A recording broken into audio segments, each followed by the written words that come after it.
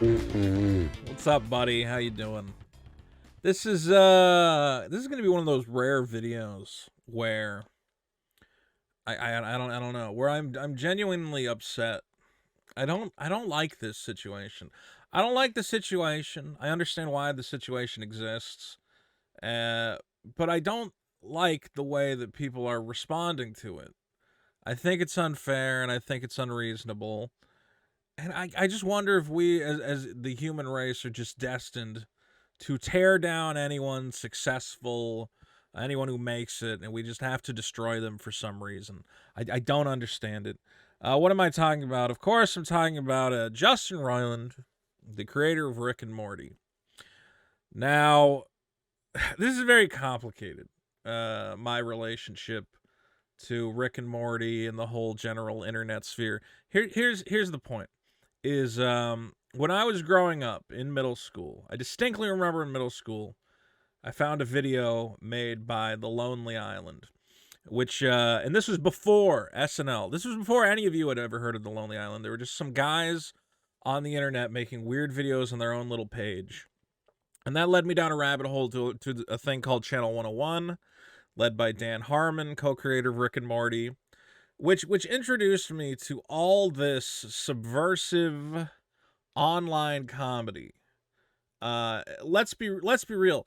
The Vito Gesualdo you know now would not exist if not for The Lonely Island and Channel 101 and Dan Harmon and Justin Roiland and all these guys. I literally came out to LA because I was like, I want to be a part of all that. I actually made a show for Channel 101. It did so badly that I never tried it again, but at least I tried. And for those of you who don't know, Channel 101 was Dan Harmon's, monthly film festival. For those of you who don't know the culture, it's hard to explain. But again, this is where The Lonely Island came from. This is where Justin Roiland came from, Dan Harmon. If you're into any of the comedy that's going on today, there's a very good chance that some of those people got their starts here. So, the news came out, 2 weeks ago. Co-creator of Rick and Morty, Justin Roiland, faces felony domestic violence charges. And let me nail down the point I was trying to make. The point is that seeing guys like Dan Harmon and Justin Roiland succeed felt not like me succeeding, but like proof that guys like me could succeed in comedy, in entertainment. These were guys who were edgy. They were a little out there. They were making weird, artistic stuff. And for a lot of the entertainment industry, they don't like those guys. They want guys who make, frankly, the kind of shit you're seeing today, like Velma. Rick and Morty was a Adult Swim taking a chance because they're one of the few networks that would take a chance, because Adult Swim's like, whatever, we're a subsidiary of whatever, what's that guy? Whatever, we're a subsidiary of that rich guy, Turner Broadcasting. Nobody cares what we're doing. We can hire guys. We can make weird shows. And Justin Roiland was one of those guys. Am I the hugest Rick and Morty fan? No. Am I the hugest Justin Roiland fan? No. I used to be a huge Dan Harmon fan. I still really respect what he did. But these guys, again, they were like kind of the inspiration for what I do. So Justin Roiland faces domestic violence charges. And I couldn't understand why people are making such a big deal out of this. Okay? It was in connection with a 2020 incident. One felony count of domestic battery, one felony count of false imprisonment by menace. Now, they don't give us the details, but again, one incident. So you can assume there was a fight. It got out of hand. I don't know if Justin Roiland struck this woman or punched this woman or slapped this woman. It might be all allegations that will never be proven. Okay? And false imprisonment by malice, I would imagine that means like you can't leave. If you leave, I'll beat you up or something. I don't know. Maybe he was out of his mind, went nuts. It's not good, but I hate to judge people by the worst thing they did in their lives, okay? Maybe if the worst case scenario, this guy lost his mind, got in a fight with a woman, threatened her, okay.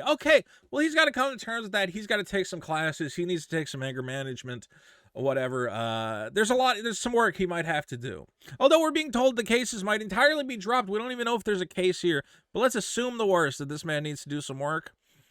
That doesn't undo everything he's ever done as a person. Okay, I hate that. I hate the idea that what's that? You created a cartoon that entertained millions. You got a brand new video game everybody loves. You have a bunch of other cartoons. You've helped all these creators, and you've made jobs for dozens of people. Well, you had one bad day and you lost your temper and you went off and now you're canceled forever. I don't like that. I understand that there need to be repercussions for bad behavior, and the repercussions are he's going to court. He's going to deal with it. If the court finds that he's guilty, he'll serve his time. If he's got, I don't even know if he's got to go to prison, if he's got to, do community service, if he's got to pay restitution to the victim, fine. But I don't understand why we as a society have to go, well, this man has always been and will always be a monster and needs to be destroyed. And then today, I honestly thought that maybe we were going to get past it, that this was just going to be like an, okay, it's not great what he did. Let's talk about it a little bit and then hopefully move on and he can go back to entertaining people. And unfortunately today I saw this. This is the tweet from the official Rick and Morty account. Adult Swim has ended its association with Justin Roiland. Rick and Morty will continue. The talented and dedicated crew are hard at work on season 7. And I don't know. I'm just like, whatever. What's the point? What's the point in trying? What's the point in trying to do anything? Again, I think Channel 101, Dan Harmon, Justin Roiland, all these guys, Rob Schraub, The Lonely Island. There's so many guys on here who have given birth to what I consider some of the most important comedy in the modern era and continue to produce that stuff. And these are guys who are responsible for giving people thousands of hours of laughter. And we just throw them out after some allegations in a court case. It seems absurd to me. Now, I'm going to be very fair and try to look at it from the point of view of other people and what other people are telling me. Some people are saying, Vito, Adult Swim has more information than you have. It's possible there's more bad behavior that has not come out yet, that they did an investigation and they have found something that is truly reprehensible. And that might be why it can't continue. And I go, okay. But when somebody tells me that, I say, then they need to put that out. They need to tell me. Here's everything Justin Roiland did. He really is that toxic. He really does need to take some time off. I want the information. You can't just say, well, they did an internal investigation. And no, tell me. Tell me supposedly why this man is so awful. Because otherwise, I just look at this and I go, Adult Swim has no balls. All we have is one court case. It's one woman's word. And even if the worst thing in the world happened, and God forbid, he got physical with this woman, okay, well, people can learn, people can change. And I'm sure he regrets it. And I would hope he would never do it again. There's always a chance to take anger management, pay restitution to the victim. All right, there's a chance for growth here. I don't see why we have to end the guy. Because let's be clear, it doesn't end here. This is the snowball. There's always the snowball. Once one network breaks ties with him, let's be clear, the video game company is going to break ties with him. Hulu's going to break ties with him. His name's going to get scrubbed off everything. This is the snowball. I guarantee by the end of the week, every professional organization that has anything to do with Justin Roiland will have cut ties because the snowball has started rolling. Here's the other way I'm going to be fair, is some people are trying to say that this might be in connection with inappropriate texts he's had with individuals. Now, this guy Iber responded to me, said maybe it's because he's trying to hook up with a 16-year-old as a 34-year-old. I'm going to argue, I don't think he's trying to hook up with this person, but I do agree that if you're a 34-year-old creator, although how old is he now? Was he 34 in 2015? Regardless, he's an older guy. He's talking to younger fans. Now, there are some guys who don't seem to understand this dynamic. And I've talked about this before, and I want to talk about it again. If you're an adult, especially if you're a creator, and even a guy like me, I will occasionally get messages from young fans. They go, I'm in high school. Me and my buddies watch all your videos. We're huge fans. Thank you so much. The best you can do in that situation, go, well, thanks for being a fan. I really appreciate it. I hope you'll keep watching. And that's where it's pretty much got to end. You do get in these situations, though, where some of these kids go, well, I want to be a YouTuber or I want to be an animator. Can you give me some advice? They're trying to form a relationship, a bond, maybe a friendship with you. And you as the adult have to go, listen, and it's possible. I'm not going to say it's impossible to not have a friendship with a younger person. But you have to keep it as professional as you possibly can, where you go, well, if you need help with video editing or you're interested in this, I'm happy to talk to you. I'd love to help you out. Justin Roiland was getting a little too familiar and clearly talking to these underage individuals as if they were his colleagues. This is another problem with the internet as well, is that you don't have the person in front of you. Normally, if you're talking to a 16-year-old, they're in front of you, and you go, well, that's a 16-year-old. I'm not going to talk to them like they're my buddy from down the street. The problem with texting and internet conversation is you just see words on the screen. You forget that you're talking to a 16-year-old. And I'm going to make the devil's, whatever you want to call it, argument that I think Justin Roiland forgot he was, this is an underage individual and this is not the way to be talking to them. So he goes, hi, referring to them as jailbait. I believe this was a 16-year-old girl, jokingly calling her jailbait. Again, it's an inappropriate thing to be calling a 16-year-old girl. Can we text? Again, I'm aside from calling her jailbait, which, again, he's a comedian. He's joking around. I think he thinks it's funny, but he forgets this is a real 16-year-old girl. Talk to me. I'm super drunk. You shouldn't be getting drunk talking to 16-year-olds, calling them jailbait. It also gets suspicious when you say, oh, please don't screen cap our conversations. At that point, you want to say, hey, Justin, just stop talking to that girl. What are you getting out of this? But let's also be real. A lot of these animator guys are weird, kind of stunted guys. I don't want to make too many excuses for the guy, but let's be clear. He's a weird, artistic kid. Not a kid. He's a grown man now, but he probably grew up awkward and weird. This is the first time he's had any amount of attention. The fact that he can talk to his fans at all, excuse me, he's being a bit of a weirdo and a creep because he doesn't know the position he's in. I don't think this is a guy who's ever been expected to act as an adult. His whole life, he's been tasked with making goofy, stupid cartoons, and nobody sat him down, I think, and said, listen, Justin, you're an adult now. Yes, you can have fun behind the scenes, and you can get drunk and do your wacky characters, but when you're interacting with the fans, you need to be strictly professional. And I think that's where he went wrong. Regardless, I have not seen anything. I have not seen anything that tells me Justin Roiland needed to be removed from Rick and Morty. I cannot imagine watching Rick and Morty knowing someone else is going to be doing the voices of Rick, of Morty, of all these secondary characters. And I can't imagine watching a show knowing that it was torn away from its creator. I never understand that.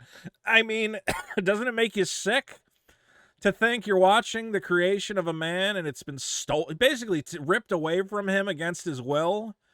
Where is the enjoyment in that? That drives me nuts.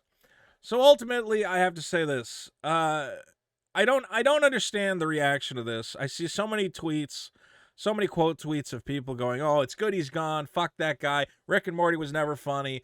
Oh, he's a monster. And I don't know what you people want. Do you just want to live in a world where there's only perfect people who never get anything wrong, who never do anything wrong in their life? They're 100% perfect, and all your entertainment is created by perfect, flawless individuals? Or are you guys ever going to get to the point to accept that, hey, man, if you want weird, subversive entertainment that's out there and it's wacky and it's edgy, the kind of people that are going to create that are not the most stable fucking individuals in the world. Rick and Morty exists in part because Justin Roiland and Dan Harmon are a little out there. They're a little nuts. They don't always, know the rules or play by them entirely. And that can be great for creativity, and it can wreak havoc in your personal life. And it's hard to find that balance. Same for me. If you guys like my content, let's be real. I'm not the greatest guy in the world. I lose my temper. I'll get angry at somebody. I don't know. I'm not perfect, I guess I'm saying. I don't want to go down the list of every horrible thing I've ever done to everybody. But that's part of just how my brain is, and I think it's the same for a lot of creatives, that we don't live these perfect little lives. We have a lot of depression, anxiety, anger problems, okay? And for the love of God, I'm asking you guys, rather than going, Justin Roiland needs to be permanently canceled, you should be saying, this is a guy who may have some demons that he needs to work through. I hope he gets help. And frankly, I think putting this out, it's so impersonal. It gives no recognition for all the work Justin Roiland has done. This basically just feels like a slap in the face to the man. I don't like the way this is handled. I know this is just the corporate way of doing it, is to just be matter of fact, we've ended our association, blah blah blah. But something about it just makes me feel gross, especially the reaction from people who are saying, "Good, he's a monster. I always hated him. I never liked Rick and Morty." Shut up, you guys. Come on. This is a bad situation. It's sad to see. Again, what I would consider a great entertainer and a great man of comedy. He's at his lowest point, and people are kicking him while he's down, and I don't like it. But let me know in the comments, what do you think? Am I being too sentimental? Is Justin Roiland really so awful that we need to bury him? We need to scrub him from history so that he can never return. I will say this: it seems like they're leaving room for him to go away, do the Hollywood comeback. 2 years away, come back, reestablish his name, and I hope that happens. I just don't know. I just don't understand the reaction of people going, I can't wait to never see this guy again. I'm glad they're replacing him. Fuck that guy. I don't get that. Do you live such perfect lives that you've never made a mistake, and you think would you like that you make a mistake, you screw up, that everything you've ever done and achieved just goes away in the blink of an eye? You guys tell me you hate cancel culture, but the second a guy like Justin Roiland gets canceled, everybody goes, "Oh, good, that guy sucks." I don't get it. Let me know in the comments what you think. Don't forget to subscribe. Join the Veto Nation, and don't forget to check out my podcast, The Biggest Problem in the Universe. Head on over to youtube.com/biggestproblem to give it a listen. Have fun, guys. I'm not having fun, but I hope you are.